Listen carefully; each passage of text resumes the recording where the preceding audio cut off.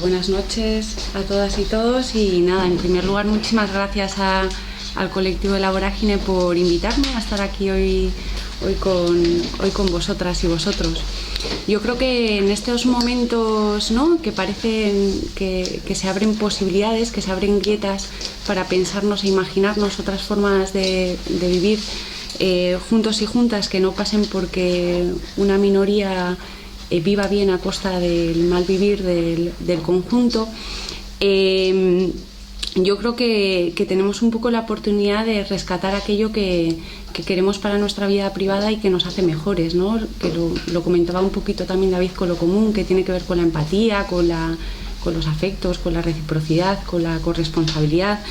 Pero que estos momentos también de grieta, de posibilidades de abrir cosas, también son momentos como de gran incertidumbre, que provocan de alguna manera que la gente haga suya esa fea frase de mejor lo bueno conocido que lo malo por conocer, ¿no? Y digo que es fea la frase porque invita un poquito a la resignación. Entonces yo creo que es necesario pues socializar y compartir con vosotras y vosotros pues prácticas, experiencias que han intentado un poco construir otras formas de vivir juntas y juntos que frenen de alguna manera pues esta deriva que yo sí creo que debería avergonzar a cualquier ser humano, ¿no? O esta deriva a un mundo que debería avergonzarnos a cualquier ser humano. Y ese es un poquito el sentido que tiene que yo esté aquí, y básicamente lo que yo os voy a contar es una experiencia de práctica de un gobierno durante la legislatura del 2011 y 2015, del gobierno de H. Bildu en la Diputación Foral de Guipúzcoa, y es una experiencia que ha aterrizado prácticas de política pública que han intentado colocar o han perseguido colocar el cuidado de la vida de las personas en el centro de nuestras prioridades sociales, ¿no? Buscar como objetivo social de cualquier actividad humana que el cuidado y su sostenimiento de la vida esté en el centro. Para eso yo os voy a hacer el relato de esta experiencia de gobierno, pero desde el relato de la Dirección de Igualdad, que es en la que yo he estado trabajando desde el gobierno. Y un poco para mostraros esta experiencia, yo me había planteado,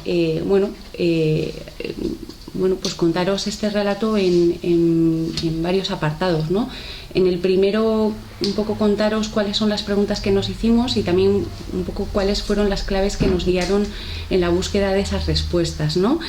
En segundo lugar, que buscando esas respuestas nos encontramos con que estábamos viviendo una crisis que estaba amenazando la vida, y que entendimos y aprendimos que la política de igualdad o la política pública de igualdad tenía que ser un faro que guiara la acción de gobierno para ir transitando hacia ese colocar el cuidado de la vida en el centro de las prioridades sociales. Y en tercer lugar, abordaré algunas de las prácticas que se han aterrizado en la política pública desde esta perspectiva, y en cuarto lugar, y para terminar, si me da tiempo y si no lo dejamos un poquito para el debate, tiene que ver un poco con lo que comentamos ahí fuera, y es la importancia de nombrar lo bueno, lo nuevo, ¿no?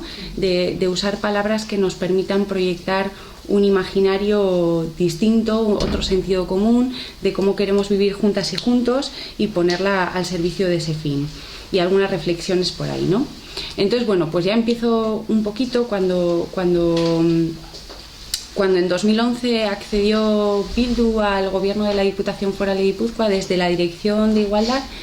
Entendimos que teníamos la oportunidad histórica pues de hacernos eco y de compartir las preguntas que hacía bastante tiempo se estaba haciendo el movimiento feminista y otros movimientos sociales sobre qué era esa crisis, ¿no?, de la que se hablaba constantemente, por qué estábamos viviendo esa crisis y un poco hacia dónde queríamos caminar como conjunto social para hacer frente, ¿no?, a lo que estaba ocurriendo. Y entendimos que abrir esa discusión colectiva con la gente, que ahora os contaré un poquito cómo la hicimos, en sí misma ya inauguraba una forma nueva de hacer y de entender la política, porque por una parte democratizaba la discusión en el aquí y ahora, y corresponsabilizaba al conjunto, nos corresponsabilizaba a la gente hacia dónde íbamos a caminar, ¿no?, o dónde queríamos caminar juntos. Para eso hicimos dos preguntas. Son las dos preguntas que, si alguien ha leído o ha escuchado a María Pérez Orozco, sonarán, porque ella fue y nos acompañó en este proceso, ¿no?, de trabajo de diseño de la política pública de igualdad. Fueron: ¿cuál es la vida que merece la pena ser vivida y cómo nos vamos a organizar colectivamente para responder a esa vida, esas vidas que merezcan la pena ser vividas, ¿no?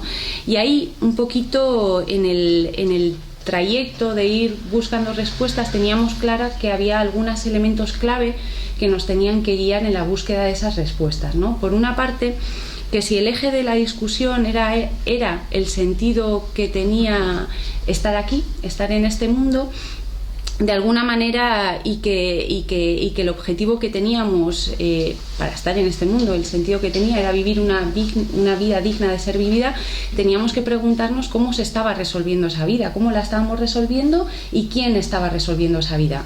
En segundo lugar, otro elemento clave que nos guió la búsqueda de respuestas era que teníamos el compromiso de responder a los principios éticos irrenunciables que considerasen a todas las personas sujetos de dignidad y que excluyese cualquier reparto y asignación de los recursos que pasara por el empobrecimiento de la gente o por su exclusión social. Uno es el principio de universalidad, es decir, que aquellas respuestas que encontráramos tenían que ser válidas para el conjunto social, para la mayoría social, no solo para algunos, ¿no? Ahí decíamos que el buen vivir de algunos no sea a costa del mal vivir del conjunto social. Por tanto, las respuestas tenían que ser válidas para el conjunto, para garantizar vidas dignas para el conjunto social. Y el segundo principio ético que nos parecía irrenunciable era el de la singularidad, entender que vivimos en contextos históricos, socioeconómicos diversos, que no podemos copiar un modelo y llevarlo, ¿no?, a nuestro contexto, eso a nivel global o a nivel colectivo, pero también el respeto al principio de la singularidad, de que somos personas diversas, con experiencias y convivencias diversas, y que por tanto aquello que sea válido para el conjunto también tiene que respetar esas diversidades, ¿sí? Otro de los elementos que nos guió en la búsqueda de las respuestas era que teníamos que crear los espacios de discusión democrática que no teníamos, que si teníamos que ver un poco qué es lo que estaba ocurriendo y hacia dónde íbamos a caminar, que teníamos que crear esos espacios de discusión y de interlocución de las instituciones con la ciudadanía. Y unido a este tercer elemento hay un cuarto, y es que siempre entendimos que las discusiones que hiciéramos y la búsqueda de las respuestas no eran momentos participados del diseño de una política pública, de una legislatura, ¿no? Entendíamos que esa discusión y esa búsqueda de respuestas trascendía la lógica de los tiempos político-institucionales, que estábamos que estábamos creando espacios para el diálogo con la gente que implicaban el diseño de hacia dónde, y que lo íbamos a ir articulando juntos dentro de las posibilidades y con las limitaciones que implica estar jugando con tiempos terriblemente contradictorios, ¿no?, institucionales y la vida de la gente. De alguna manera, lo que pensábamos es que teníamos que generar esos espacios que actuaran como una especie de ascensor, ¿no?, donde la gente podía entrar a la institución, aportar, proponer, discutir, vigilar también, y luego salía de la institución para compartirlo con el conjunto, ¿no? Y desde esta lógica, yo no voy a entrar en los detalles, luego si queréis un poquito me preguntéis más cosas, pero desde esa lógica se fueron creando a nivel territorial distintos espacios de discusión, a nivel institucional, a nivel interinstitucional, con el movimiento feminista y asociativo de Mujeres por la Igualdad y demás. Entonces, si queréis, luego lo vamos viendo. En ese proceso un poquito de hacernos preguntas y de buscar estas respuestas, como veis, lo que hicimos fue cambiar un poquito las respuestas, ¿no? Cambiamos un poco las preguntas, y lo que nos pasó es que nos encontramos con respuestas distintas, ¿no? Entonces nos parecía que había que buscar las respuestas a esas nuevas preguntas, ¿no?, que habíamos compartido con la gente de la calle, con los movimientos organizados, con el movimiento feminista, que en esa búsqueda de respuestas teníamos que mirar desde los lugares invisibilizados, es decir, los cuidados, el cuidado de la vida. Cuando hablamos de cuidado de la vida, nosotras hablamos de esas tareas imprescindibles, cotidianas, permanentes, intermitentes que se hacen para facilitar el bienestar físico y emocional de las personas, ¿no? Y son tareas imprescindibles porque todos y todas necesitamos cuidados a lo largo de nuestra vida, de distintas intensidades, pero desde que somos pequeñitas hasta que nos vamos haciendo mayores, ¿no? Cuando nos ponemos enfermas, alguien nos tiene que cuidar, ¿no? Entonces entendíamos que los cuidados eran una necesidad consustancial a la vida, que no era una cuestión que ocurría en un momento dado de la vida, ¿no? Y que mirar los cuidados desde ahí lo que nos permitía era empezar a valorar cómo el sistema, de alguna manera, cómo el sistema socioeconómico y este modelo de vivir juntas que nos habíamos montado estaba ayudando a sostener esa vida, a cuidarla, o estaba haciéndola más difícil, ¿no? o más inviable. Y cuando nos preguntamos cómo se está resolviendo esa vida,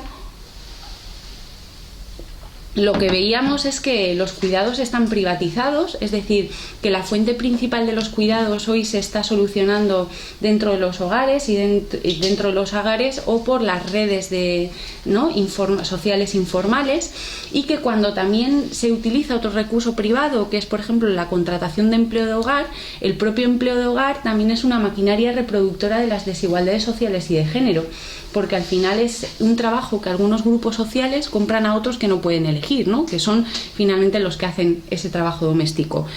Que además de privatizados estaban feminizados. Es que lo estaban resolviendo los hogares fundamentalmente, pero dentro de los hogares estaban las mujeres, y cuando se contrataba empleo de hogar nos volvíamos a encontrar con las mujeres. Y que además esos cuidados estaban invisibilizados, o sea que no tienen ningún tipo de reconocimiento, no se consideran que es un trabajo, ¿no? Por tanto no contribuye al bienestar colectivo. Entendemos que el cuidado pues se hace pero no sostiene nada, ¿no? Y por tanto no tiene valor social. Cuando los cuidados son respondidos de alguna manera desde los recursos públicos, nos dábamos cuenta que tenían algunas características. En primer lugar, que eran escasos, o sea que se estaba dando una escasa respuesta desde lo público al cuidado de la vida, entendida en ese sentido amplio a lo largo de toda la vida. Por otra parte, nos dábamos cuenta que los recursos que se ponían en marcha era de corte familiarista, es decir, de alguna manera potenciaban que fueran los hogares los que siguieran cuidando, manteniendo el cuidado dentro del entorno familiar, y con ello seguían reproduciendo que fueran las mujeres quienes se responsabilizaran mayoritariamente de los cuidados. Y además que también buena parte de los que luego os contaré de los recursos de cuidado, en este caso a las personas que viven situaciones de dependencia adultas, esos recursos de cuidado estaban mayoritariamente privatizados, con lo cual en vez de priorizar el cuidado de la vida en momentos puntuales o de mayor vulnerabilidad de la vida, se estaba priorizando la rentabilidad empresarial y convertirlos en un nicho de mercado, ¿no? De nuevo mercantilizando los nuevos espacios de la vida que hasta ahora estaban invisibilizados. En definitiva, lo que nos encontramos es el cuidado de la vida de las personas, de todas nosotras y nosotros, es hoy insatisfactorio, es insuficiente y que no permite que sean elegidos libremente por aquellas que lo sostienen mayoritariamente, las mujeres, es decir, que cuidan a costa de su propia libertad o de su propia posibilidad de elección, ¿no? Se oculta en última instancia que hay un conflicto, que hay una íntima vinculación, como estáis viendo, entre el mercado laboral y los hogares, sosteniendo las vidas, de alguna manera priorizando poner los hogares o la reproducción o el sostenimiento de la vida dentro de los hogares al servicio de las necesidades del mercado. Decíamos ahí que la vida es entendida como una mercancía, que la vida tiene que ser rentable, y que desde esa perspectiva hoy en el mundo en el que vivimos hay un montón de vidas que nunca serán rentables, ni como consumidoras ni como trabajadoras, por múltiples razones, ¿no? Que en última instancia lo que nos encontrábamos era un conflicto irresoluble, que ya no es entre capital y trabajo, que ya hablamos de un conflicto entre el capital y la vida, entre la lógica de acumular para obtener beneficios económicos de los que no se beneficia una mayoría social, y el sostenimiento de la vida, y que la estrategia del sistema pasa por invisibilizar ese conflicto irresoluble para no politizarlo y de alguna manera evitar que podamos resolverlo, discutirlo y resolverlo colectivamente, ¿no? Y hacer legítima una sociedad que lo que manda es que cada cual se saque las castañas del fuego como pueda. Nosotras decíamos que esta íntima vinculación es la clave para entender la precariedad de las mujeres, de la vida de las mujeres, y que no cuenten con recursos suficientes para cubrir sus expectativas vitales y materiales. Si la estrategia del sistema o del modelo socioeconómico que tenemos pasaba por invisibilizar ese conflicto irresoluble entre la lógica de acumular y la lógica de sostener la vida, nosotras en nuestro planteamiento, abriendo la discusión y haciendo nuevas preguntas, lo que hacíamos precisamente era lo contrario: visibilizar ese conflicto y ponerlo a discutir como única y a dialogar para poder resolverlo como única forma de salir del callejón sin salida en el que parecía que nos estábamos encontrando, ¿no? Y en esa discusión lo que entendimos es que había una alianza imprescindible entre el neoliberalismo depredador del entorno y el patriarcado, y que en todo caso el patriarcado y el neoliberalismo solo podían ser enemigos de la tierra, solo podían ser enemigos de una vida que mereciera la pena ser vivida, y que en última instancia solo podían ser enemigos de las mujeres, ¿no? Por tanto, con este diagnóstico lo que nos planteamos es que solo podíamos articular políticas públicas que colocaran el cuidado de la vida como una responsabilidad colectiva, y eso implicaba que teníamos la posibilidad de empezar a debilitar la división sexual del trabajo y la dependencia material de las mujeres, y empezar a hablar de la corresponsabilidad del sostenimiento de la vida del conjunto, especialmente de la tríada formada por el Estado, instituciones públicas, por los hogares, y dentro de ellos el reparto de los cuidados entre mujeres y hombres, y por el mercado, y que de alguna manera teníamos que ir articulando políticas de medidas públicas que pudieran redistribuir las responsabilidades del cuidado de una forma más equilibrada, porque os decía antes que la fuente principal de los cuidados sigue recayendo dentro de los hogares, ¿no? Y dentro de ellos en las mujeres, y que los movimientos en última instancia pasaban por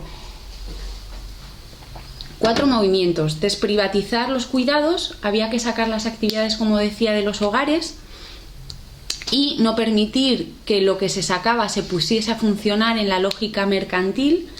Había que redistribuir los trabajos, entendiendo como trabajo tanto el trabajo, como decía antes David, tanto el trabajo remunerado como el trabajo reproductivo, y eso implicaba como consecuencia desfeminizar los cuidados, la responsabilidad de los cuidados, y descentrar los mercados como en el imaginario como únicos espacios donde se estaba generando bienestar colectivo, ¿no?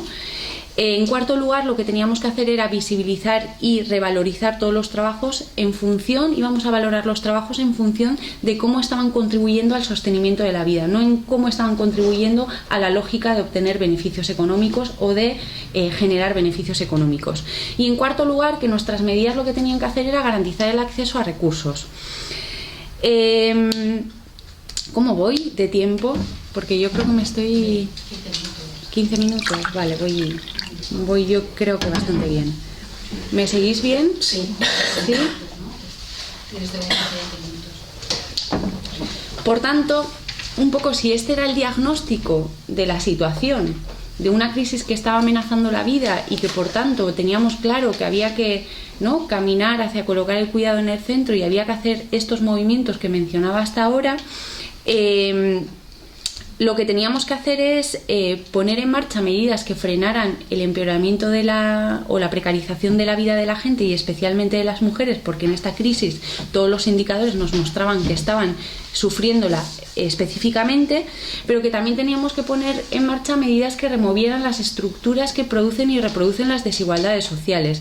No solo bastaba con medidas de freno, sino también medidas que socavaran el modelo socioeconómico actual, ¿no?, que es el que estaba generando esas desigualdades y estaba invisibilizando todos esos trabajos de sostén de la vida sin los cuales no es posible la vida, ¿no?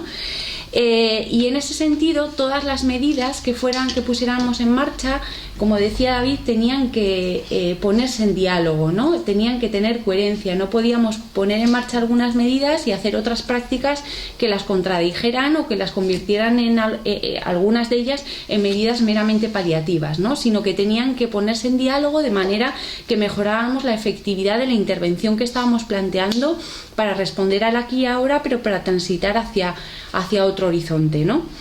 Teníamos que salir de alguna manera de esa disyuntiva entre defender lo que teníamos y que ya no nos bastaba porque sabíamos que reproducía las desigualdades sociales y de género, me estoy refiriendo al estado de bienestar, o lo peor posible que ya estaba asomando, ¿no? Que es una sociedad de mercado salvaje funcionando con sus propias reglas y un estado mínimo incapaz de regularlas. Desde esta perspectiva lo que decidimos fue poner en marcha dos tipos de medida.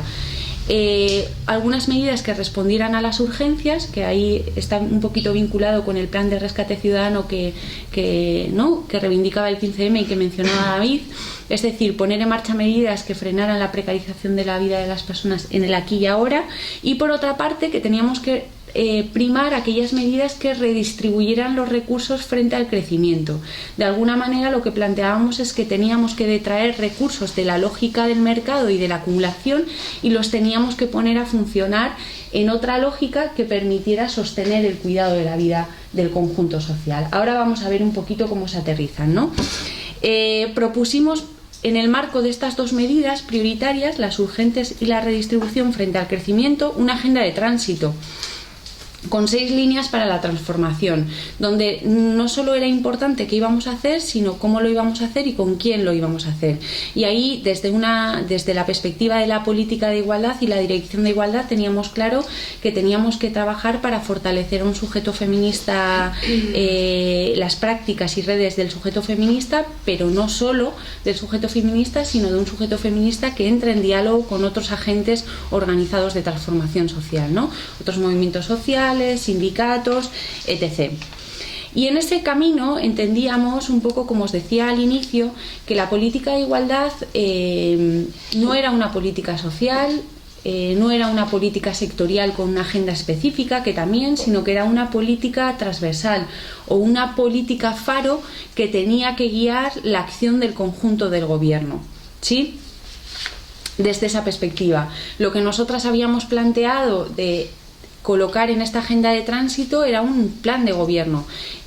No fue un plan de gobierno, si queréis luego entramos por qué no fue y qué consecuencias tuvo que no fuera el plan de gobierno, pero en todo caso el planteamiento tendría que ser que fuera un plan de gobierno, pero eso en todo caso exige que la política de igualdad siga teniendo recursos específicos, presupuesto propio, personal técnico específico y demás. Es decir, no es un planteamiento de transversalidad donde se compra la transversalidad y no se compra de alguna manera el feminismo, ¿no? Que es lo que algunas compañeras dicen, ¿no?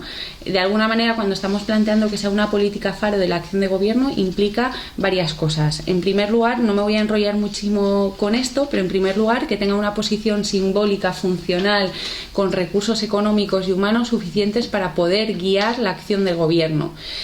Por otra parte, tiene que tener el coraje suficiente para hacer un planteamiento bomba dentro de la institución pública. Estamos haciendo un planteamiento que estaba redefiniendo, exigía la redefinición de la institución pública, redefinir sus prioridades al servicio de qué estaba funcionando, sus valores, cómo estaba ingresando el dinero, cómo lo estaba redistribuyendo. Y eso exige de alguna manera cambiar la organización de las políticas públicas, pero también exige seguramente, como comentamos ahí fuera, Carolina, nombrarlas de otra manera, nominarlas de otra manera, ¿no? Y ahí es bien interesante, por ejemplo, pues yo creo que algunas propuestas que se están haciendo en los ayuntamientos del cambio, como Madrid o Barcelona, y por ejemplo Barcelona, su política de igualdad, de servicios sociales y una serie de política de vivienda, creo que la ha llamado ciclo de la vida y algo más, ¿no? Luego vamos un poquito a comentar o a hacer alguna reflexión sobre la importancia de la reorganización de las políticas públicas y también a nominarlas de otra manera para servir para ponerse al servicio de ese otro imaginario que permita colocar otras prioridades sociales en el centro, como en este caso el cuidado de la vida de las personas, ¿no?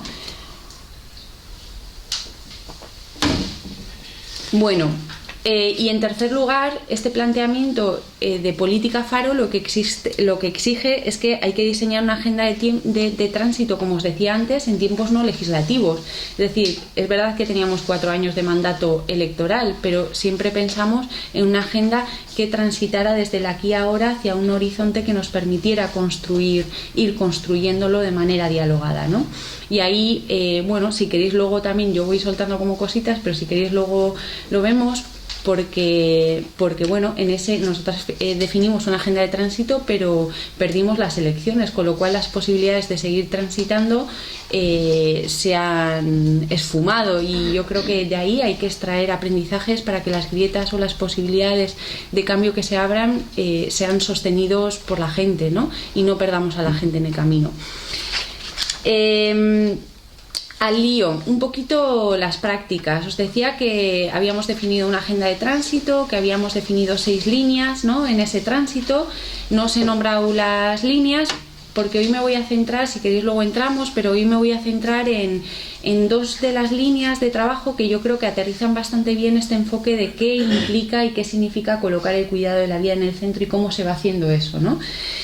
Una tiene que ver con el avanzar en la garantía del derecho al cuidado y la mejora de las condiciones laborales de las cuidadoras profesionales. Esa es la primera línea de trabajo, y la segunda línea de trabajo tiene que ver con caminar hacia una economía que coloque el cuidado de la vida en el centro, el sostenimiento de la vida en el centro. Que pasa principalmente por garantizar el acceso a recursos y por detraer recursos del mercado y ponerlas a funcionar en otra lógica.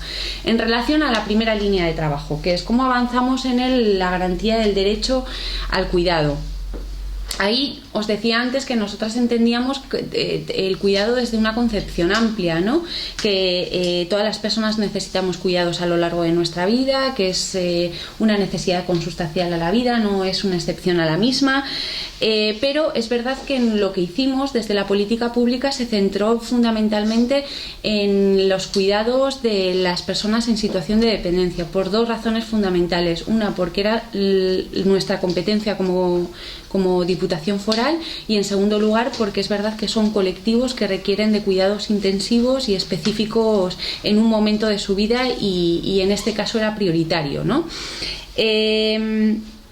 Planteamos el derecho al cuidado en 2 sentidos, y esto yo creo que es importante porque luego se aterrizaron medidas distintas, ¿no? En ese sentido, el derecho de las personas cuidadoras a cuidar, a decidir si cuidar o no cuidar, a cómo cuidar y a quién cuidar, y el derecho de las personas que eran cuidadas o que son cuidadas a recibir cuidados dignos y a poder elegir esos cuidados dignos, ¿no? En Madrid estuvimos con Nuria Gómez del Foro de Vida Independiente, y yo creo que ella hablaba desde ese lugar, ¿no? De cómo garantizar cuidados dignos.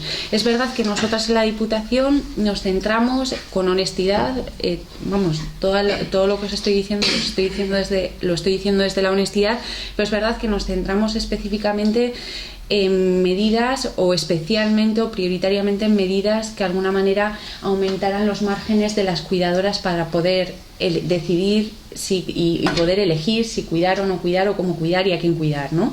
Y en ese sentido, las medidas que pusimos en marcha para ampliar el margen de decisión, de libre decisión de las mujeres, digo mujeres porque son el 84% de las cuidadoras en Guipúzcoa que se responsabilizan del cuidado en Guipúzcoa.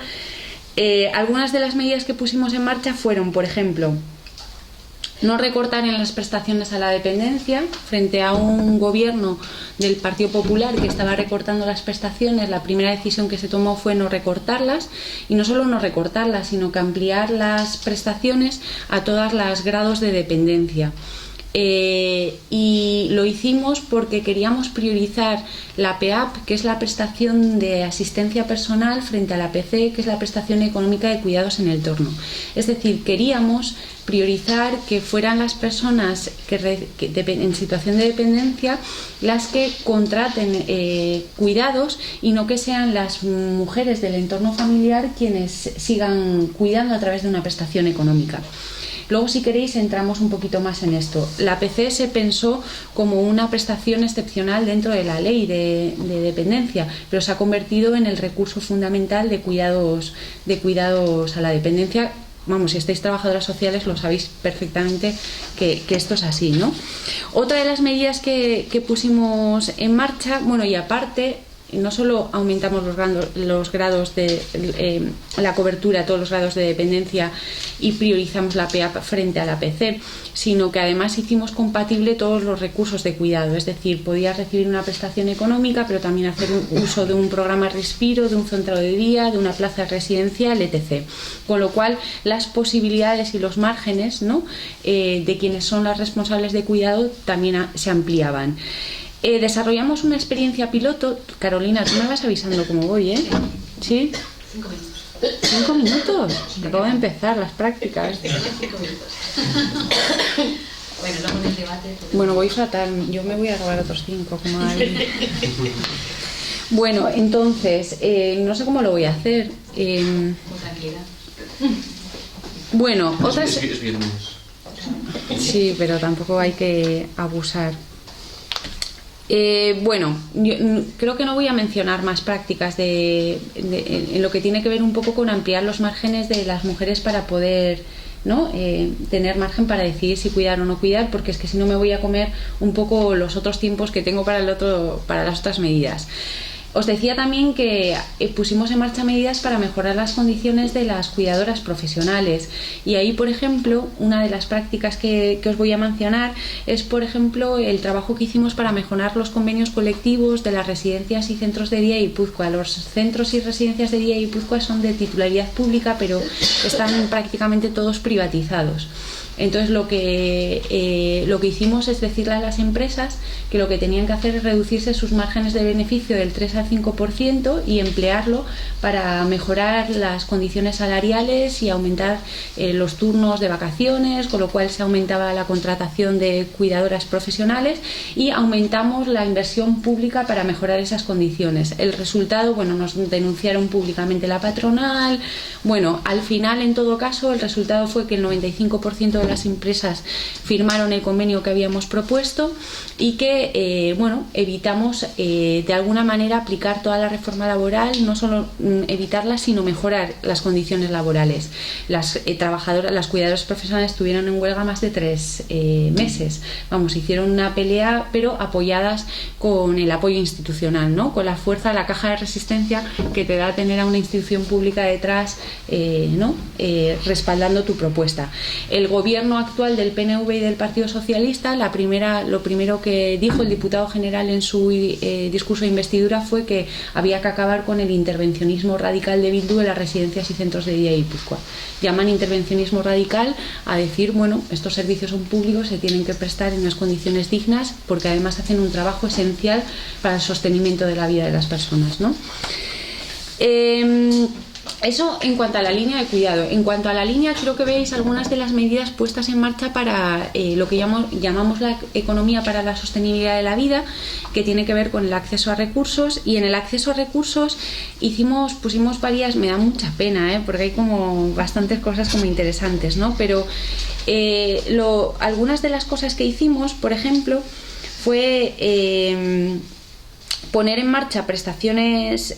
Bueno, sabéis que se puede avanzar en la garantía del acceso a recursos, bien mejorando las prestaciones económicas, ¿no?, sean del tipo que sean, universales, contributivas o asistenciales. Se puede mejorar el acceso a recursos creando puestos de trabajo, mejorando las condiciones laborales, repartiendo el trabajo, y se puede garantizar el acceso a recursos reforzando los servicios públicos, ¿no? A lo mejor me centro, si os parece, en las prestaciones monetarias, porque tiene que ver un poquito con lo que ha mencionado David, aunque no voy a tener mucho tiempo para hacerlo. Lo que hicimos fue un simulacro de la renta básica, de la renta de ciudadanía universal.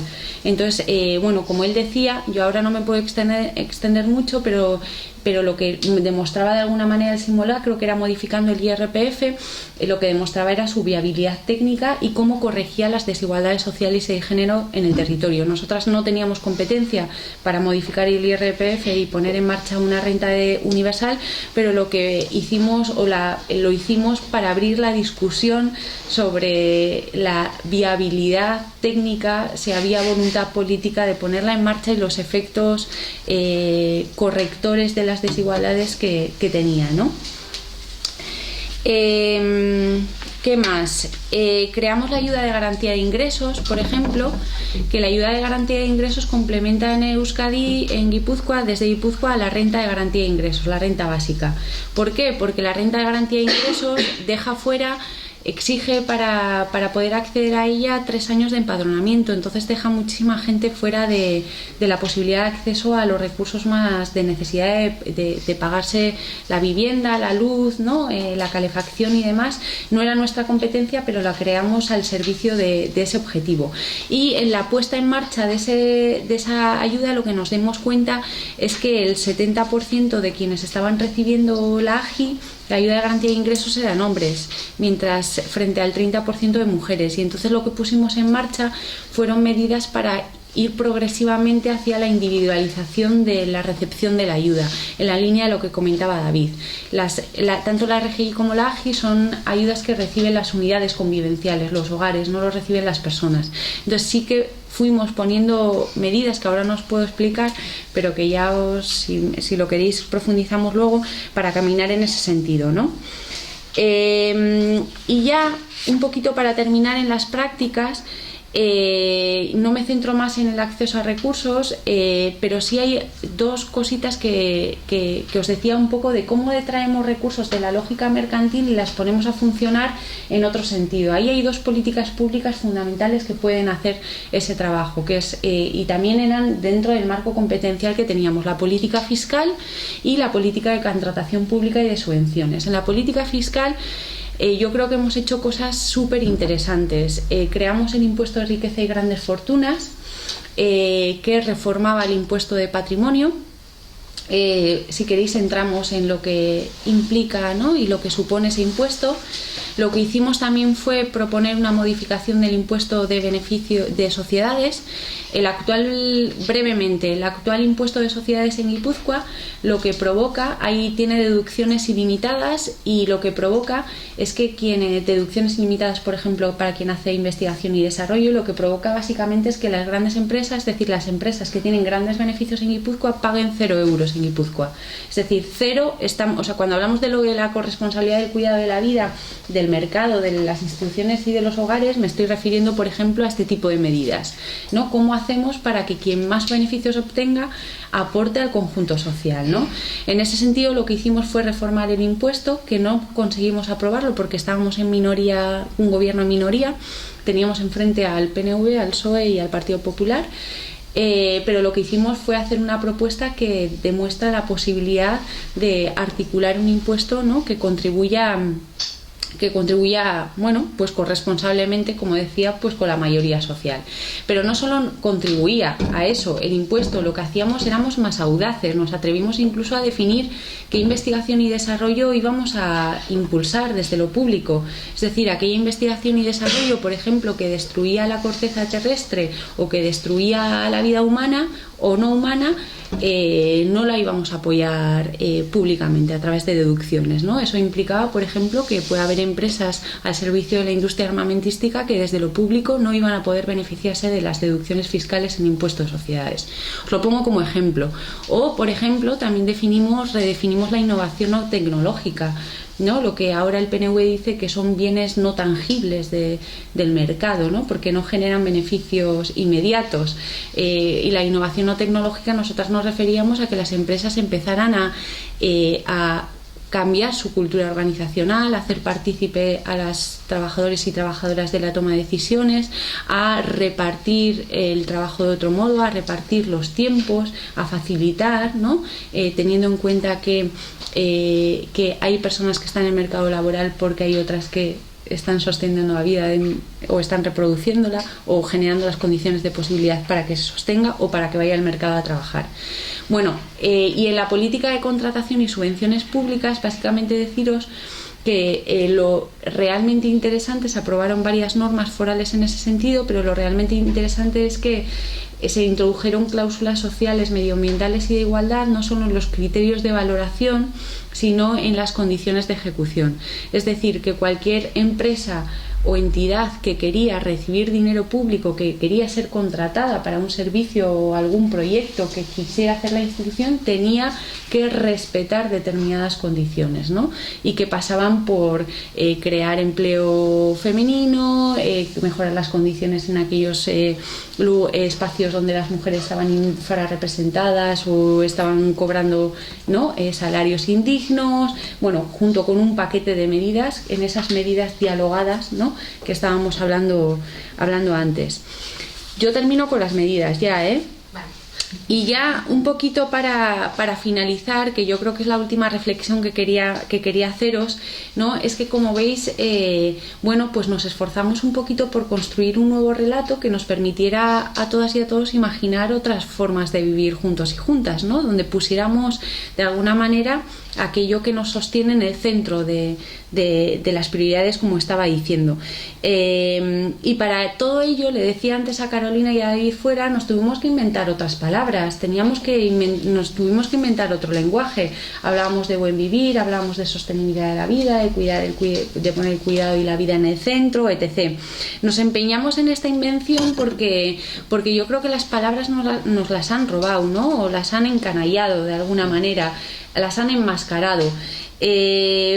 Dicen una cosa y de alguna manera sus prácticas las contradicen. El nuevo gobierno, por ejemplo, del PNV y del PSOE, lo primero que ha hecho cuando ha empezado todo el desmantelamiento, pero una de las cosas que ha hecho ha sido reformar el impuesto de riqueza y grandes fortunas.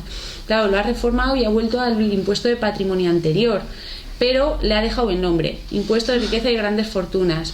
De nuevo, claro, pero es que es la parte de robar las palabras y de enmascararlas, ¿no?, y de ponerlas al servicio de otras lógicas. Por eso la invención de las palabras es importante, pero no solo la invención de las palabras, sino que las palabras que nos inventemos confronten, para que puedan crecer y para que no puedan ser robadas y reapropiadas, ¿no? Porque no solo nos están robando las palabras construyen realidades, construyen posibilidades inexistentes en la mente de la gente, ¿no? Cuando nos roban las palabras nos roban la posibilidad de soñar otros horizontes utópicos, y la confrontación es necesaria para que no lo consigan. De alguna manera, lo que yo os quería decir es que la construcción de las alternativas pasan, por una parte, por la batalla del lenguaje, por hacernos con nuevas palabras, pero también por articular y utilizar un diálogo colectivo que nos permita, de alguna manera, redefinir los sentidos de la vida en común, ¿no?, que también antes mencionaba David. Yo creo que una de las cosas que yo creo que tenemos que, leyendo, ¿no?, que tenemos que aprender de los socialismos del siglo XX, es que los seres humanos no solo necesitamos bienes materiales, ¿no?, sino que necesitamos bienes materiales para sostener la vida, pero también que necesitamos sentido de trascendencia, ¿no? De alguna manera necesitamos dotar de sentido a qué hacemos aquí, y creo que la única alternativa de construir algo diferente como conjunto social y confrontar al sistema capitalista pasa por construir una alternativa que merezca la pena para la gente, y creo que lo que merece la pena para la mayoría de la gente es lo que estábamos hablando del cuidado de la vida, y que pasa por aquellas cuestiones que son infinitas, ¿no?, que no son finitas, que pasa por la empatía, por la solidaridad, por la corresponsabilidad, de alguna manera por construir en el espacio público, o construir un espacio público virtuoso que se preocupe de aquellas cosas que en este sistema, de manera vergonzosa, han dejado de ser importantes, cuando son, yo no creo que haya otro sentido, ¿no?, porque no sostenemos, que pasan por la alimentación, por la vivienda, por los afectos, por los cuidados, ¿no?, todos esos elementos que sin ellos pues no seríamos nada. Y esta creo que es la manera de transitar de alguna manera la construcción de alternativas con la gente y de no ir perdiéndolas en el camino. No solo basta con aterrizar, no solo basta con mostrar que es posible, lo que tenemos que intentar es rescatar aquellas posibilidades de sentido y de trascendencia de este paso por aquí que tenemos la gente, que merezcan realmente la pena. Y yo creo que estos elementos merecen la pena para la gente. Y ya aquí termino, así como resumiendo.